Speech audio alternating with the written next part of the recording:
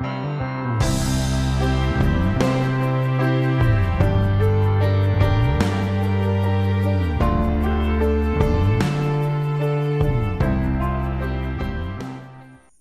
The Lord. हमारे पिता परमेश्वर और प्रभु यीशु मसीह की ओर से आप सबों को अनुग्रह और शांति बहुतायत से मिलती रहे। परमेश्वर का धन्यवाद हो कि हमारा परमेश्वर दया का धनी परमेश्वर है और बाइबल में बार बार लिखा है कि परमेश्वर दयालु है। आज हम एक संदेश को आपके सामने बांटना चाहते हैं कि परमेश्वर की दया को कैसे प्राप्त करें। How to obtain the mercy of God. परमेश्वर ने बहुत प्यार से आदम को बनाया और जिस वाटिका को उसने बनाया था उसमें उसको रख दिया और प्रतिदिन परमेश्वर के साथ आदम संगति करता था, आनंदित था और परमेश्वर की महिमा से भरा हुआ था।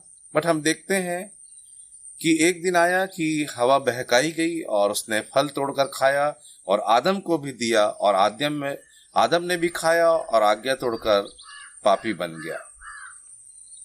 और जब परमेश्वर उस वाटिका में आदम से पूछा कि हे आदम तू कहाँ है, ये ऐसा प्रश्न है प्रियो जो आज भी हमारे मस्तिष्क में, दिलो दिमाग में गूंजता है कि परमेश्वर अपने पुत्र आदम को पूछता है। आज बहुत सारे आदम ऐसे हैं जो परमेश्वर से दूर हैं और परमेश्वर का दिल उनके लिए हाहाकार कर रहा है, पुकार रहा है, हे आदम तू कहाँ है।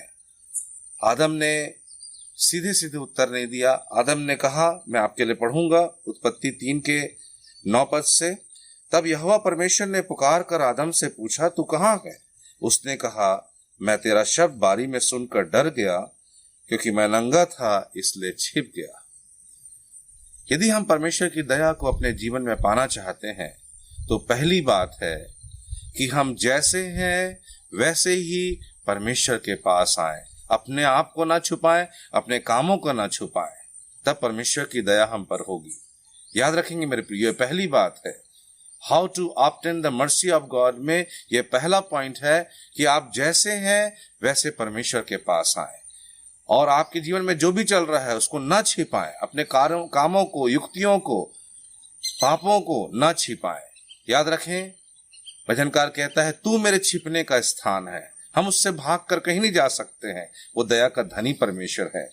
नीति वचन 28:13 में लिखा हुआ है, मैं आपके लिए पढ़ूंगा।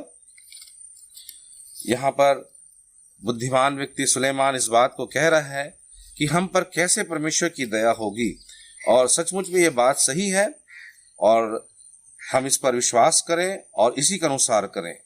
जो अपने अपराध छिपा रखता है उसका कार्य सफल नहीं होता, परंतु जो उनको मान लेता और छोड़ भी देता है उस पर दया की जाएगी। और इसलिए मेरे प्रियो, हम अपने आप को परमेश्वर से ना छिपाएं, अपने पापों को ना छिपाएं, अपने विचारों को ना छिपाएं और जैसे हैं हम वैसे परमेश्वर के पास आएं, तब उसकी दया हमारे ऊपर होगी।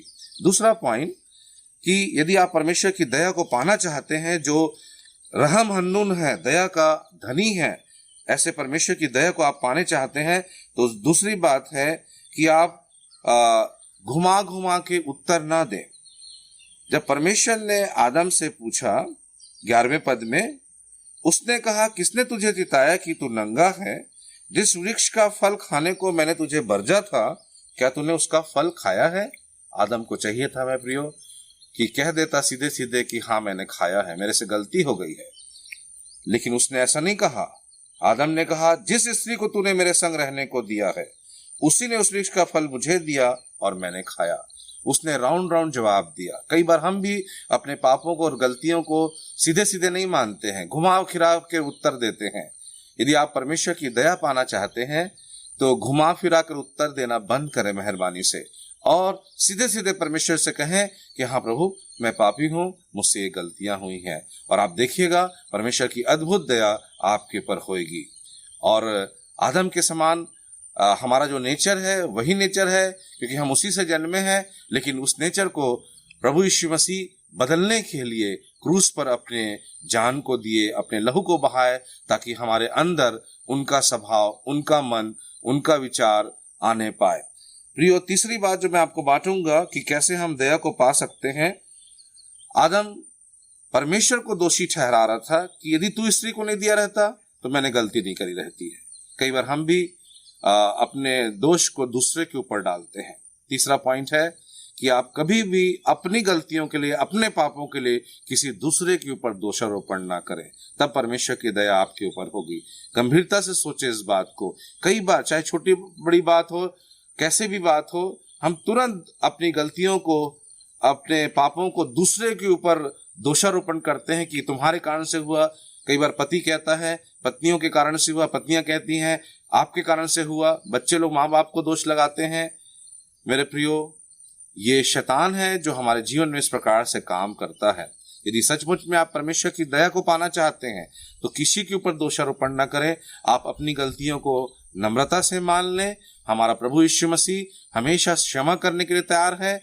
हमारे पापों से हमें शुद्ध करने के लिए उनका लहू अवेलेबल है, ताकि आप परमेश्वर की दया को प्राप्त करके सब पाप अपराध के बंधन से छूट करके आप आनंदमय जीवन, आशीषित जीवन, महिमामय जीवन बिता सकते हैं। इसलिए बाइबल को ध्यान से मनन करें।